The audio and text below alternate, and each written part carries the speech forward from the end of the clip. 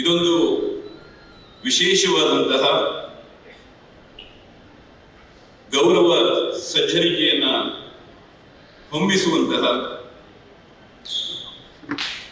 ವೈಭವದ ಛಾಯೆಯನ್ನು ಹೊಂದಿರುವಂತಹ ಒಂದು ಸಭಾಮಂಟಪ ಅಂತ ನಾನು ಭಾವಿಸಿದ್ದೇನೆ.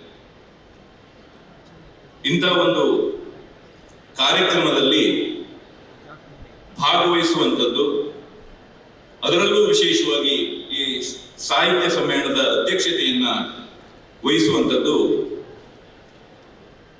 ನನ್ನ ಜೀವನದ ಸುಕೃತ ಮತ್ತು ಅವಿಸ್ಮರಣೀಯ ಘಟನೆಗಳಲ್ಲಿ ಒಂದು ಅಂತ ನಾನು ಭಾವಿಸಿದ್ದೇನೆ. In my world of cinema, all I had was a dream and where I wanted to be, and the will to work hard for it, real hard. And who can understand this better than Rohan Corporation? After all, it has only taken them 30 years of hard work, passion and dedication to have built success. Rohan Corporation India Private Limited, signature of trust. ಇಂಥ ಒಂದು ಅವಕಾಶವನ್ನು ಕಲ್ಪಿಸಿಕೊಟ್ಟಂತ doctor Veerendra Heggade ಅವರಿಗೆ ನಾನು ಅಂತಃಕರಣ ಪೂರ್ವಕವಾಗಿ ನನ್ನ ಕೃತಜ್ಞತೆಯನ್ನು ನಾನು ಸೂಚಿಸುತ್ತೇನೆ.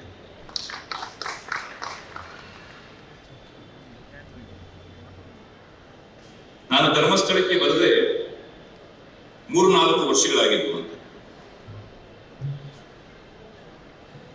ಇವತ್ತು ಬೆಂಗಳೂರಿನಿಂದ ಮಂಗಳೂರಿಗೆ ಬಂದು ಮಂಗಳೂರಿಂದ ಕಾರ್ನಲ್ಲಿ ಬರುವಾಗ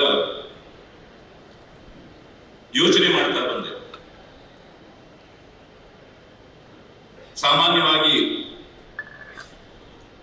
ಅನಿಸುವುದಕ್ಕಿಂತ ವಿಶೇಷವಾಗಿ ನನಗೆ ಈ ಸಲದ ಪ್ರಯಾಣ ಒಂದು ವಿಚಿತ್ರ ಅನುಭವವನ್ನು ನೀಡಿತು ಅನ್ನುವಂಥದ್ದನ್ನ ನಿಮ್ಮ ಮುಂದೆ ಹಂಚಿಕೊಳ್ಬಹುದು ಅಂತ ಅನ್ಕೊಂಡೆ.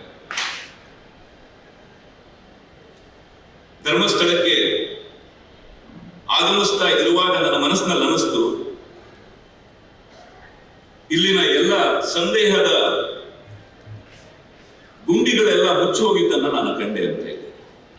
ಮುಖವಾಡ ಮತ್ತು ಮುಸುಕುಗಳೆಲ್ಲವೂ ಕೂಡ ಕಳಚಿ ಬಿದ್ದಿದ್ದನ್ನು ಕೂಡ ಕಂಡೆ.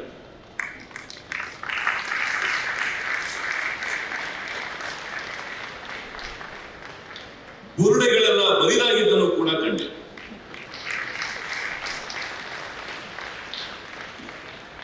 ಸುಳ್ಳು ಮಕಾಡಿ ಮಲಗಿದ್ದನ್ನು ಕೂಡ ಕಂಡೆ.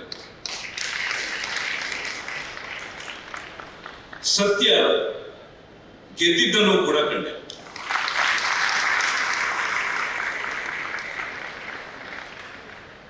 ಗೆದ್ದಿದ್ದು ಮಂಜುನಾಥ ಮೂಡಿಸಿದ ಪ್ರಜ್ಞೆ, ಗೆದ್ದಿದ್ದು ವೀರೇಂದ್ರ ಹೆಗ್ಗಡೆಯವರ ಸ್ಥಿತಪ್ರಜ್ಞೆ.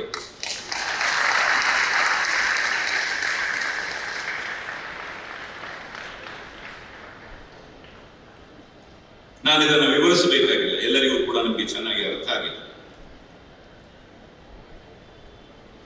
ಸತ್ಯ ಗೋಡೆಯ ಮೇಲೆ ಬರದಷ್ಟು, ಸೂರ್ಯನ ಕಿರಣಗಳಷ್ಟು ಸುಸ್ಪಷ್ಟವಾಗಿದೆ. ಯಾರಲ್ಲೂ ಯಾವ ಸಂದೇಹಗಳು ಕೂಡ ಉಳಿದಿಲ್ಲ. ಆಕಾಶ ನೀಲಿಯಾಗಿದೆ, ಶುಭ್ರವಾಗಿದೆ. ಕಾರ್ಮೋಡಗಳೆಲ್ಲ ಚೆದರಿ ಹೋಗಿದೆ.